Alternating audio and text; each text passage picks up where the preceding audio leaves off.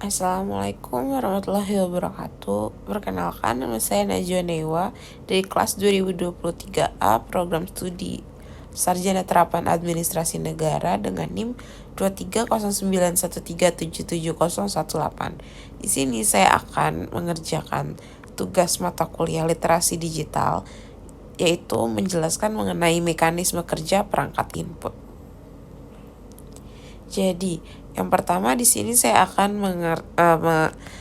menjelaskan pengertian dari sistem.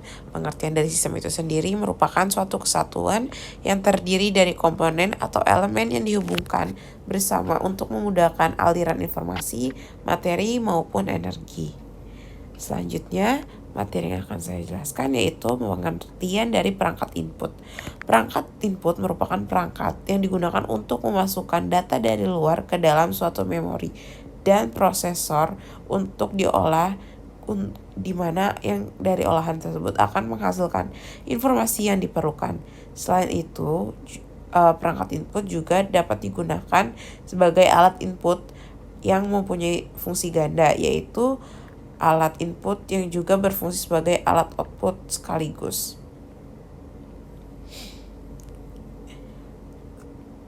Fungsi dari perangkat input ini sendiri memiliki beberapa fungsi. Input device berfungsi sebagai media untuk memasukkan data dari luar sistem ke dalam suatu memori dan prosesor untuk diolah dan menghasilkan informasi yang diperlukan. Data yang dimasukkan akan dimasukkan ke dalam sistem komputer dan data tersebut dapat berupa signal input dan maintenance input. Selanjutnya, fungsi dari perangkat input itu sendiri ada signal input ini juga berbentuk data yang dimasukkan ke dalam sistem komputer. Sedangkan maintenance input berbentuk program yang digunakan untuk mengolah data yang dimasukkan.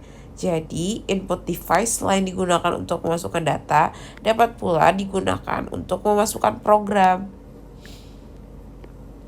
Nah, di sini saya akan menjelaskan contoh-contoh dari perangkat input. Jadi, contoh dari perangkat input yang pertama yaitu input yang dimasukkan langsung dan diproses oleh alat pemroses. Contohnya, yang pertama ada keyboard, yaitu diantaranya ada pointing device. Contohnya, mouse dan touchpad pada komputer maupun laptop Anda. Selanjutnya, contoh yang kedua ada scanning device. Contohnya ada barcode reader dan scanner.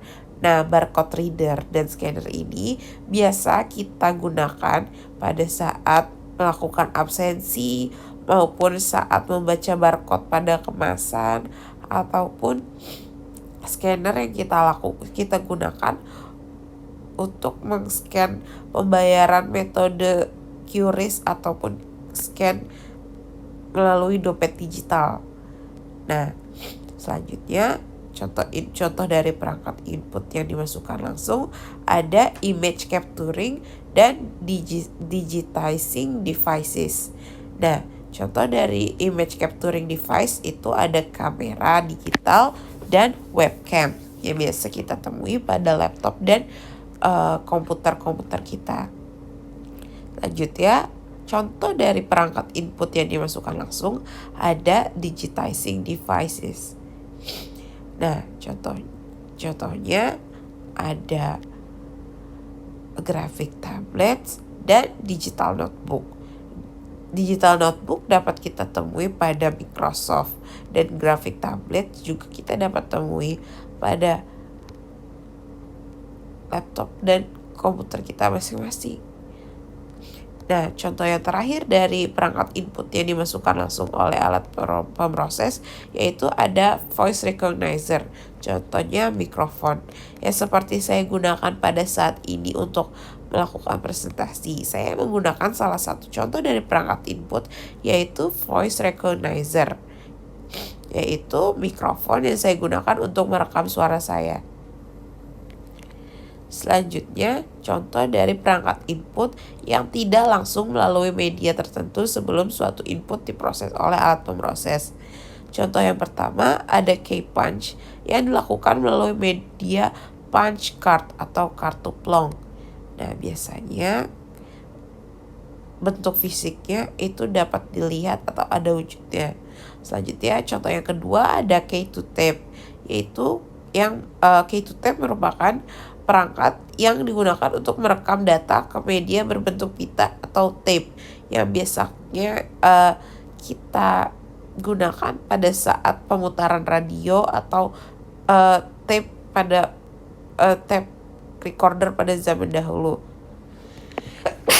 Sorry. Nah, sebelum diproses, alat pemroses. Selanjutnya, contoh perangkat input yang terakhir yaitu ada K2 disk atau hard disk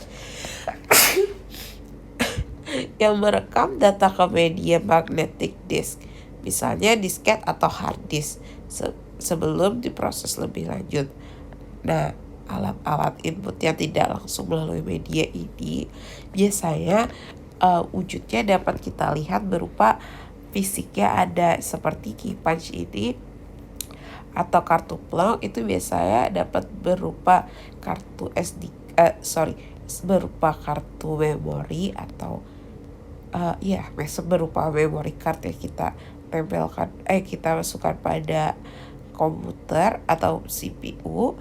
Lalu untuk K2 tape itu dapat berupa rekaman yang disimpan dalam tape.